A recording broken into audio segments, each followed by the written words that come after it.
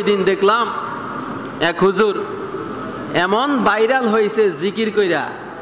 জিকির তো না, জিকির না, এটা জিকির বলা এটা আমাদের অপরাধ হবে। কি হবে? অপরাধ হবে। উনি আবার মুফতি সাহেব। কি সাহেব? উনি বলে আমি মুফতি। আমি কি?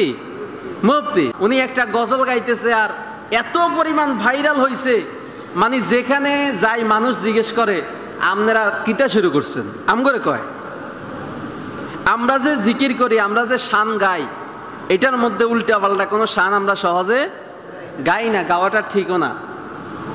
উনি গজল গাইতেছে, গজল তো বলা যায় না, গান গাইতেছে। আমার অল্পনা বয়সের সখী গো, আমার শ্যামে কি কাহালিয়া গো, আমি তোমারে বানাইমু গলার মালা।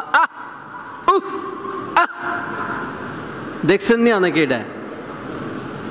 হুজুরে ফান খাইতে খাইতে অল্পনা বয়সের সখী গো, আমি তোমারে বানাইমু গলার মালা। এটা জিকির নি? কোন এটা জিকির নি? সখীরে গলার মালা বানাইতো কা? আবার অল্প বয়সে সখী খুঁজতেছে রে, তো তাকে কারণে তো আমগরে প্রশ্ন করবেই, ঠিক কিনা বলেন? এগুলোর সাথে আহলে সুন্নাত ওয়াল জামাতের কোনো সম্পর্ক নাই। জিকির তো আমরাও করি।